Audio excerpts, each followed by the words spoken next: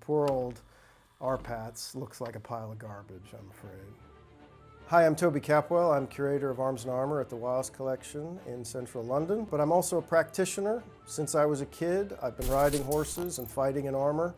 I've taken part in competitions, armored combat all over the world. And today we're going to be looking at the treatment of medieval arms and armor in cinema.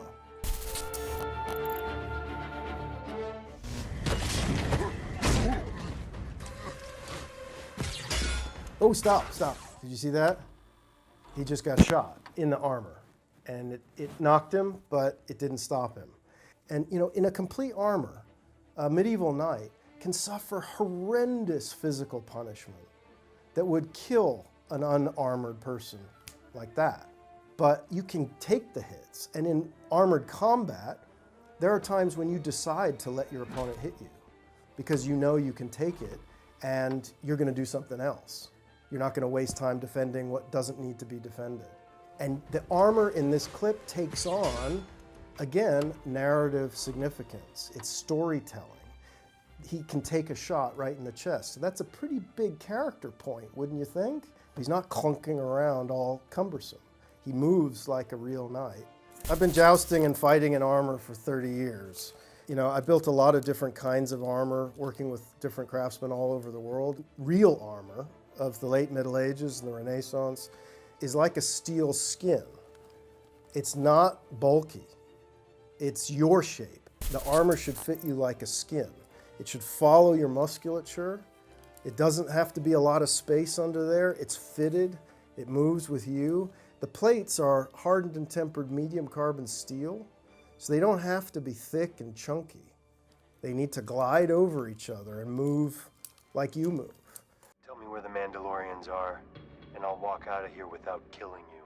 He hardly ever takes his helmet off, and yet you know everything about his expression, his feelings, his character. Historically, a knight has a very close personal relationship with his armorer. The armorer is responsible for his safety, but he's also the guy who's going to mold your character. That's never really been explored, until this. I said, where are they?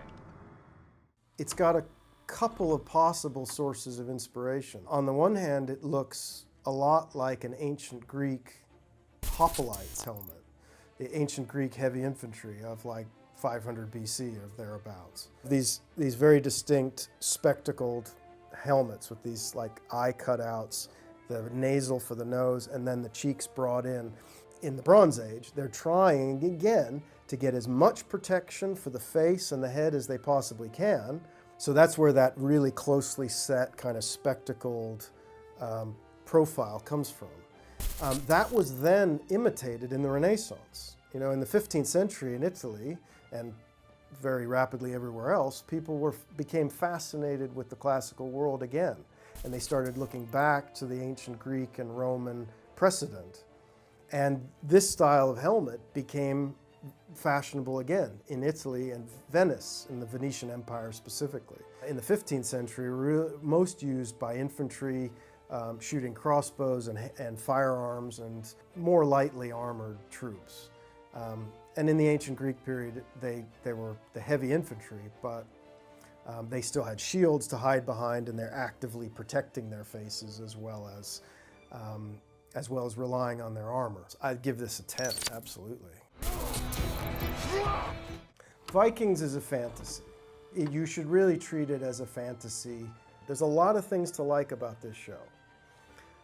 And that makes it almost the more tragic for me, because those Anglo-Saxons are all wearing late 16th century helmets. The Burgonets with the high comb and the peak, they are 800 years wrong. The leather biker gear. There is almost no historical evidence for leather clothing. Almost across the board, people in the past did not make clothes out of leather. It's a distinctly modern thing.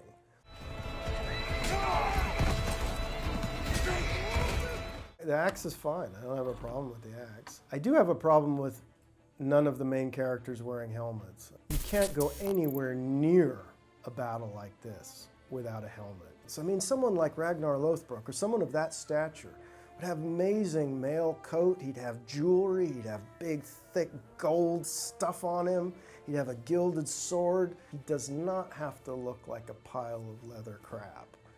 I'm gonna give it a 3.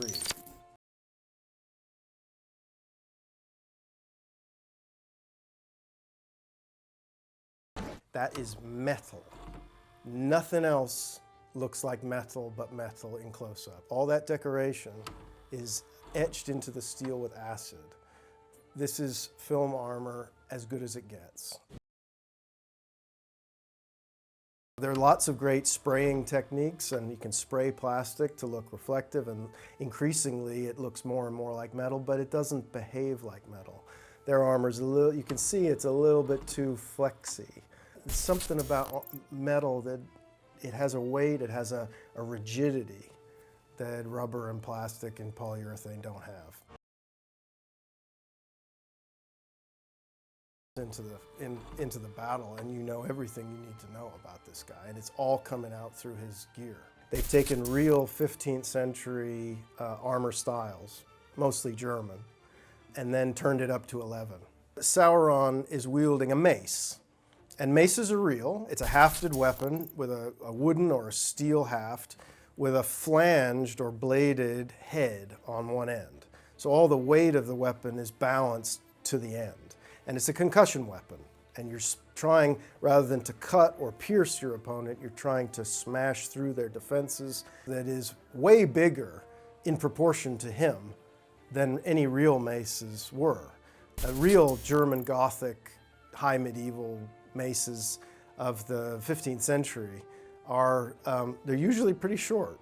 They're like just a little bit, more than a foot or a bit more long. The heads are quite small. They got these really sharp blades on them, and you're focusing your energy on a really small area. A weapon doesn't need to be massive to have the effect that it needs to have. But massive always reads well on screen, especially when you've got a Dark Lord of Mordor. And how successfully does it use armor and weapons to bring its characters and its themes across? I gotta give this 10 as well. Poor old Arpats looks like a pile of garbage, I'm afraid. This is a mishmash.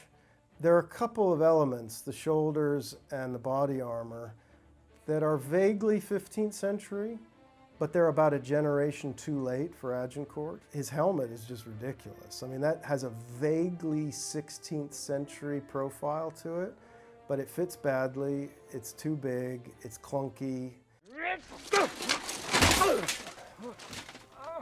Oh, come on, man, what is this? Well, this is obviously supposed to be the Battle of Agincourt in 1415.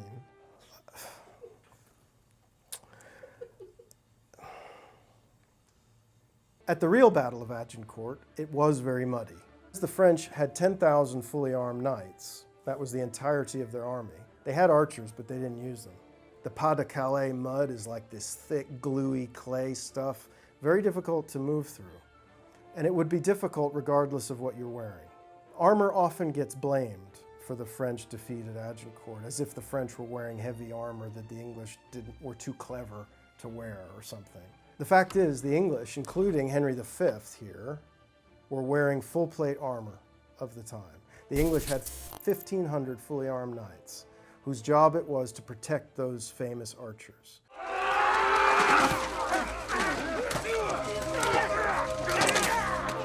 They go about it sort of the right way, in that this knight is someone who's been trained to fight and kill people since he was a child. And he's very, very good at it. The only way you've got any chance of this, if you're an archer or an English foot soldier or whatever, is to get 6 or 7 or 8 of your friends and pile in, all at the same time. Don't take turns, he will kill all of you. You gotta all go together. And 4 or 5 of you gotta hold him down, and then 1 or 2 of you have to stab him in the eyes and in the gaps in the armor. You don't stab through the armor. When King Richard III was killed at the Battle of Bosworth, they immobilized him, they held him down, someone took his helmet off, they probably cut the chin strap and took the helmet off, and then they can do as they like. They cut off the back of his skull, they stabbed him right through the brain, they did whatever they wanted. I'll give it a 1 because they've got mud and archers working together, but I can't give it any more than a 1.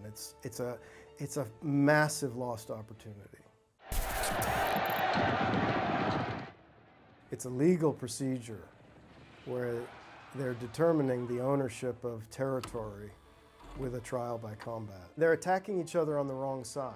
If you can see, they're passing right to right, which is wrong. They shouldn't be doing that. Because your rein hand is in your left hand, so it can't wield a weapon. Your rein hand is in your left, so your left side is more exposed. So that's where your shield goes. Your lance is in your right hand. Nobody's allowed to be left-handed in the Middle Ages. In traditional knightly mounted combat like this, you always pass from left side to left side. Unhorsing someone is very difficult, and it only happens when certain key factors all come together. The timing's got to be right, the impact, the placement of the lance on the body's got to be right, where he is in his stride of the horse when he gets hit. There's lots of things that kind of contribute to the likelihood of being unhorsed. But as a general rule, it's very, very difficult to separate a good horseman from his horse. If this was a later period, in like the 15th century, full plate, when you have full plate armor, you can be run over by a horse in full plate armor and you'll be just fine. I've seen it happen. This is kind of a weird choice in this film because El Cid, Rodrigo de Vivar, is a real person, but he lived in the 11th century, in the late 1000s. It's largely looking like the early to mid 14th century. Uh-oh. The 16th century two-handed swords are coming out now. We assume for some reason that a bigger sword hits harder than a little sword. That, you know, these are not firearms. This is not a higher caliber sword. You know? They didn't have two-handed swords in El Cid's lifetime. What you're seeing Charlton wearing here is what's traditionally referred to as string mail. It's a knitted garment, knitted with big knitting needles. So you've got big loops in the weave of the knitting. And then they iron it flat, spray it silver, and it looks like mail, or they think it does. It doesn't really look that much like mail, but it's been the mail substitute for years and years and years. And it's fine, you know, for the background. And I'd still pass it for the background, but you can't have it in the foreground. 5 out of 10.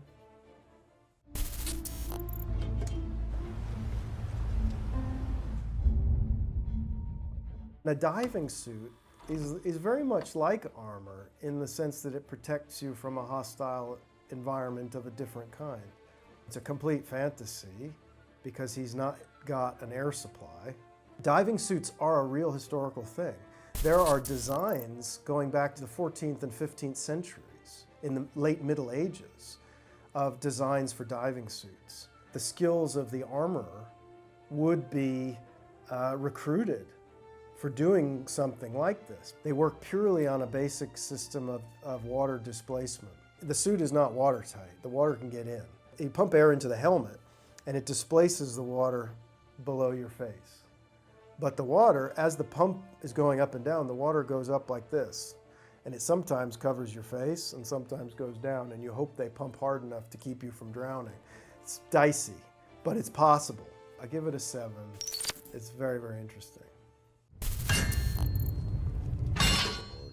Hey, what's he doing? Stop that. No, can't do that. That's not how you take a sword apart. I'm sorry.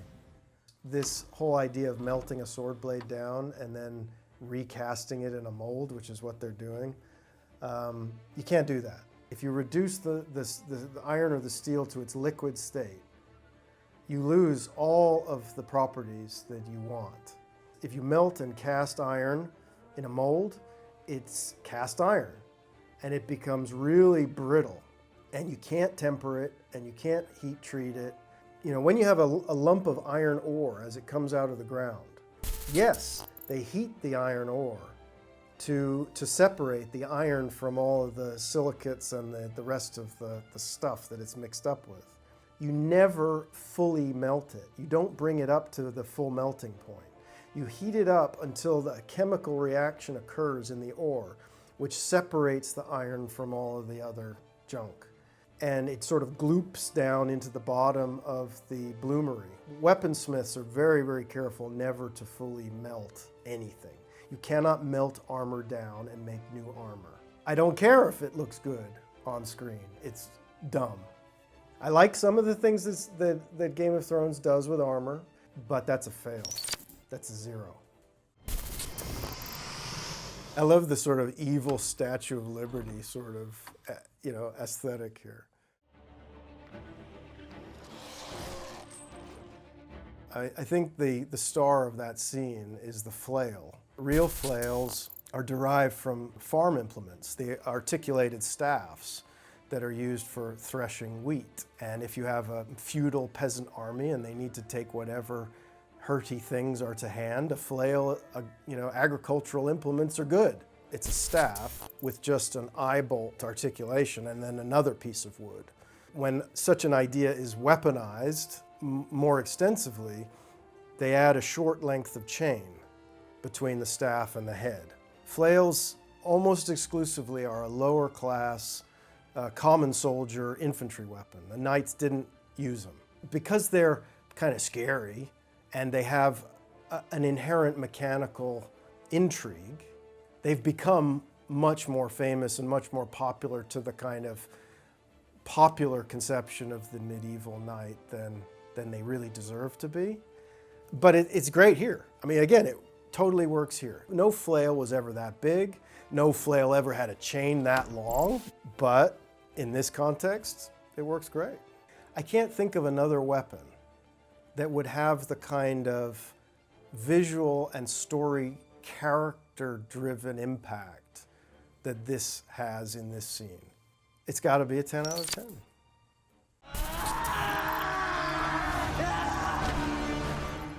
Now, he'd be dead. He'd be very dead. One man can't attack a shield wall like that. Nobody ever used rectangular shields. I mean, that's ridiculous. It's stupid. And real early medieval shields, which were all circular, as far as we can tell, if air can get through, then a lot of other things can get through. Most real shields of this period are made out of boards, placed edge to edge, sort of like this. But they're placed properly edge to edge, and they're glued, and they're sealed, and there's good arguments to be made for them then being edged with rawhide or sometimes covered with hide or textile and glue. You should not be able to see that much air through your shield. He's been stabbed right through the chest between those plates. They're showing you how their own made-up silly armor doesn't work. Now maybe if he gets hit full in the chest with a spear that's wielded by someone who knows how to use it, his padded textile and mail armor, which is what he should be wearing, or even maybe a scale armor, maybe it wouldn't stand up either. No, I can't, I'm sorry, I can't find anything to hold on to. That's a 0.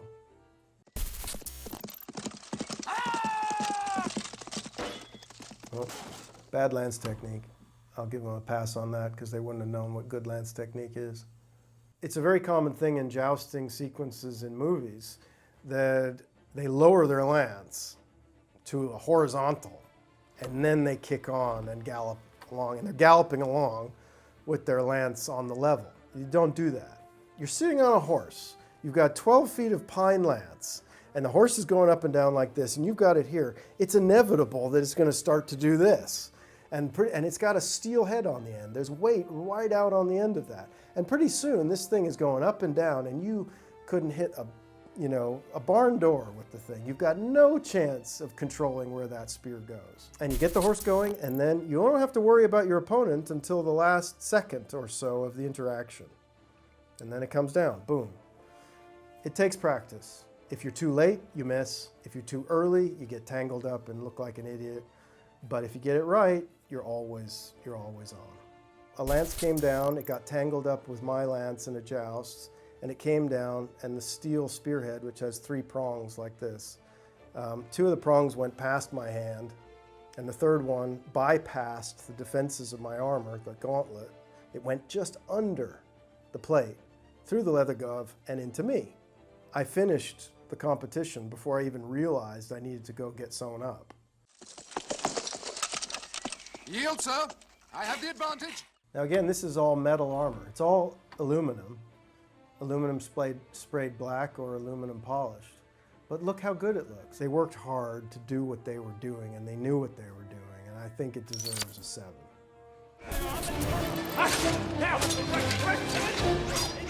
Traditional ranged weapons like the longbow and the crossbow, the projectile, isn't moving that fast, but it's still moving way fast enough.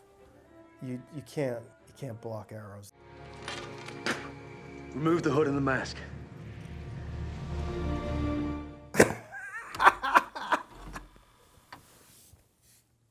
It's an interesting outfit he's got on. Who's he come as? He's got a vaguely 11th or early 12th century helmet, but he's got full plate armor under there like the 16th century or something. I'll give it a 2 because it's funny and it's Nicolas Cage. Oh man, that's funny. I guess that's worth something.